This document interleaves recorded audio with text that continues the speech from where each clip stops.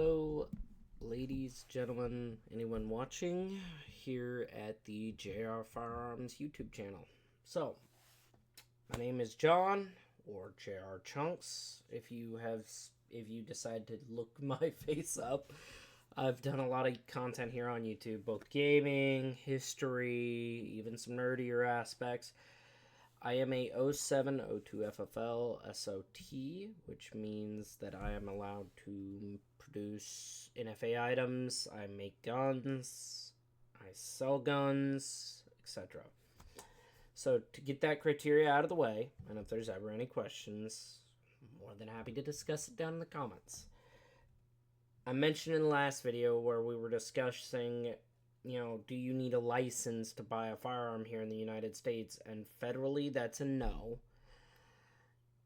But it's dependent on the state level. Every state's going to have different policies, different rules. For instance, my home state of North Carolina, you do not need a purchase permit anymore.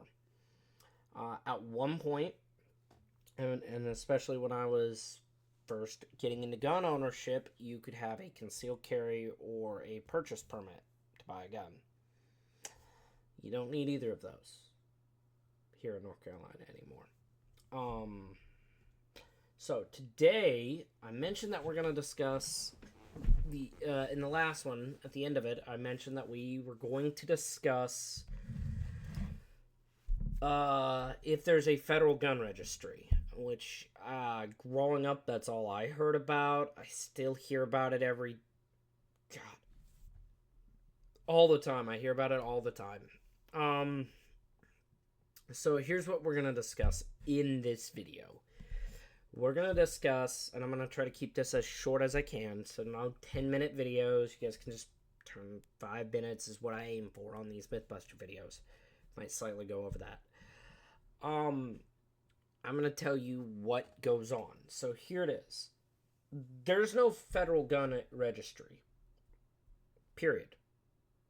There is a list of people who have bought NFA items, or there's a list of NFA items. So, to correct myself there is a list of according to the federal government, there is a list of, your pre-86 machine guns, your suppressors, your SBRs, your SBSs, short barrel rifles, short barrel shotguns, any other weapons, etc. Those are registered, those are tracked, they know who has those, at least who has paid the tax stamp for that item. And that's what the government has said in numerous court cases. But your average everyday gun, your Glock 19, there is no federal registry saying Joe Blow has 2 Glock 19s in his sock drawer. What there is, though, is when you buy a firearm from an FFL, and you've all probably done this if you bought guns before, you're going to fill out something called a Form 4473. That form stays with us, the dealer, until we go out of business. It's not sent to a national registry or database, and there's no central system where the gun is registered to you like your car at the DMV. But nobody can just walk in and look at those records. Here at my shop, I'm the only one with direct access to those records. Any of my employees, even the co-owner of my business, doesn't get to look at those records. That is for security and safety purposes. There's personal information on that document that you don't want out there. The federal government access is controlled under federal law. Bureau of Alcohol, Tobacco, and Firearms are allowed to review how we store those records, how we're keeping those records. They can't take pictures. They can't sit here and go and look at them deeply and write down what's on them and make copies. But they can ensure that we're storing them, we're doing them right, and everything else. And that's during our once-a-year compliance inspections. Every FFL is told that at least once a year, the federal government, the Bureau of Alcohol, Tobacco, and Firearms can come onto my property, look at my records, look at how I'm storing my guns, look at how I'm doing everything to make sure I'm within compliance. That is their full legal rights. Or as a part of a legitimate criminal investigation, like tracing a stolen or missing firearm. And I can actually give a real world example of this. A while back, I sold a firearm at a gun show. By a while back, I mean almost 2 years ago now. Last year, I got a call from a sheriff's office here in North Carolina. They had a trace center request number. They had a trace. And they were requesting, hey, who owns this gun? We found it on the side of a road in luggage.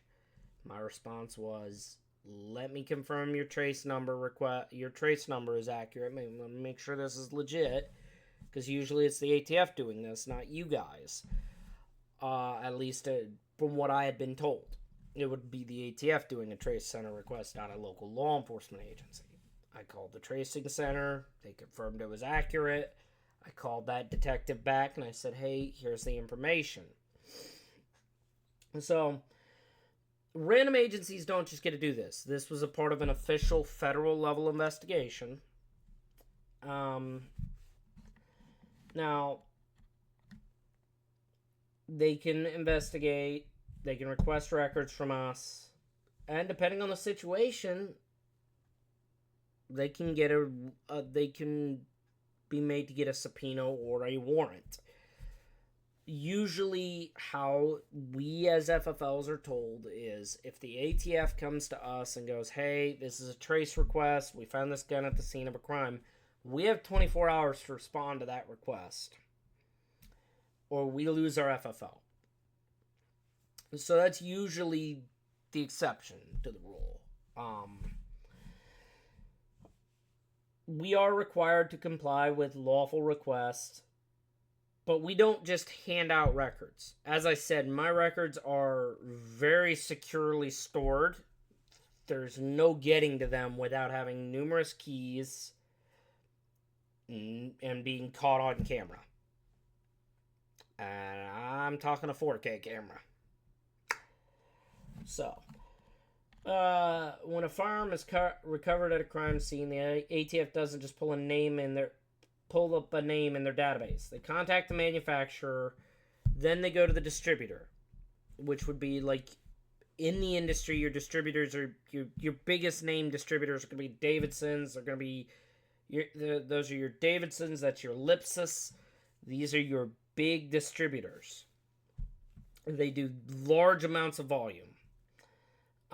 And then through that distributor, they get the dealer. That would be me.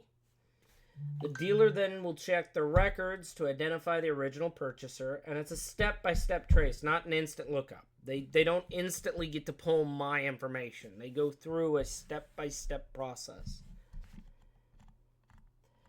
So what happens when a gun store closes? Well, this is the time where you actually get the information that, hey, we have to turn over the records. If a gun store goes out of business, their records, including Form 4473s, are sent to the ATF's Out of Business Records Center. And even then, it's not a searchable public registry. The records are archived and used for trace purposes when needed. By federal law, those records are only to be used for trace requests. So the truth is, it's not a centralized registry. It's a controlled paper trail, and that's a big difference. And it matters when people talk about what the government tracks. If you're a first-time buyer, know this. Your information isn't sitting out there. It is so heavily regulated how we handle things, how I store things. If a record is destroyed, like let me confirm what I'm about to say, but I do believe I remember this briefing.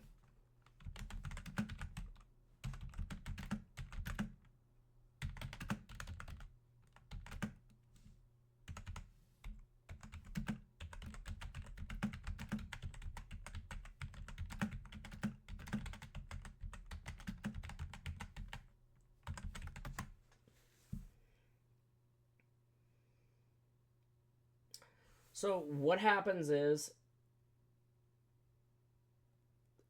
if a record is destroyed due to a natural disaster, a hurricane, a flood, a fire, a tornado, etc., what in legal terms is called a force majeure, an act of God, we have to immediately notify the ATF Industry Programs Branch and let them know, hey, this happened.